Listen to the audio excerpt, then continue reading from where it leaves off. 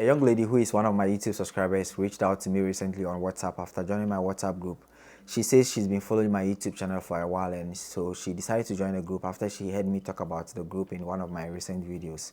Her visa interview was in 2 days, and she had prepared answers that she wanted me to go through for her. I actually get a lot of these requests every day, and with just 24 hours in a day, it is simply impossible for me to do it. My response was that I don't normally do this, but since she had only 2 days, for her to go for an interview, I decided to do it for her.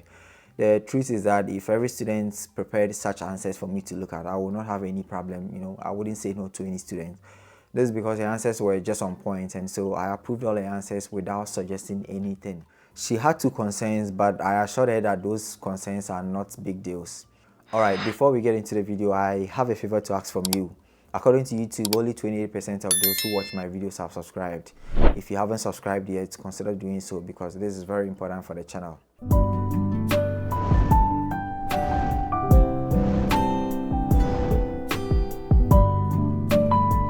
For the sake of her identity, I'll call her Raya. Alright, let's look at the visa interview transcript. So Raya greeted the visa officer and said, "Hello, good afternoon," with a smile. The visa officer replied, "Hi, good afternoon. Your passport and I-20, please." The visa officer asked, "Tell me about your program." Raya replied, "It's a Master of Arts in Speech Communication and Rhetoric. It's a program that will enable me to further explore the concept of communication in health, as well as the diversity and inclusion context." Then the visa officer cut in. Now, note that Raya mentioned the program that was stated on her I-20, even though the program actually is MA Communication Studies. This is not usually the case, but it doesn't actually matter. You can mention whichever one you want. Alright, the next question. What do you plan to do after school? Raya replied, "I currently run a small communication startup where I provide writing and audio services to small businesses, and for over 7 years now, I've been using my communication abilities to push for inclusion and accessibility for PWDs under the Ghana Federation of Disability Organizations. So I plan to use my acquired knowledge to expand my business." The visa officer cut in again. "That's awesome. How do you plan to fund your program?" Raya replied, "I have a 50% scholarship and the deficit will be sponsored by my big brother, Mr. ABC. He's Ashanti Regional Manager for XYZ Insurance, and my cousin, Dr. AAA. She's a professor at the University of Nevada in Reno."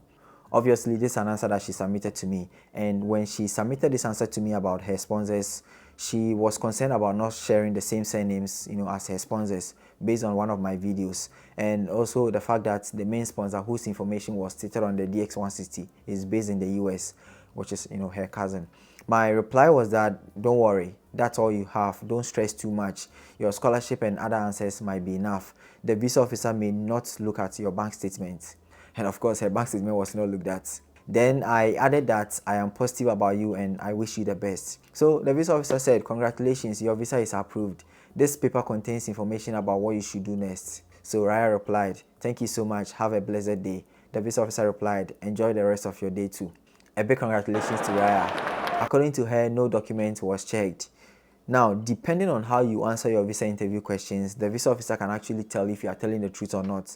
And always remember that visas are issued to individuals and not to documents, so your documents don't really matter that much.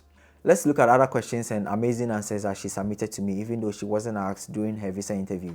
These questions and answers will be extremely useful to you. Now, before we look at the other questions and answers, consider giving the video a like and also subscribe to the channel if you haven't done so yet. These 2 actions help the channel in a big way. So, first question, why do you want to study in the US? She replied, "I'm someone who challenges myself a lot and I've always wanted to study in a diverse environment, exploring different perspectives, and I believe that a US education will offer me that. Also, I want to further explore communication, not just in theory but practically, and with how interactive, research-oriented, and practical US learning environment is, I will be better molded with a US education. And the US has the best education system, hence a US certificate is highly recognized here in Ghana and the world over, which means I will be better positioned for higher opportunities when I return home after school." The next question, why communication studies? She replied, "My background is already in communication. I do have a diploma in journalism and a bachelor's degree in communication studies. I currently run a small communication startup, and for over 7 years now, I've been using my communication abilities to push for inclusion and accessibility for PWDs under the Ghana Federation of Disability Organizations. So I believe pursuing a master's in communication will not only advance my knowledge, but will also enhance my skills with which to expand my business and strengthen my advocacy work upon my return to Ghana. The next question, why ABC University?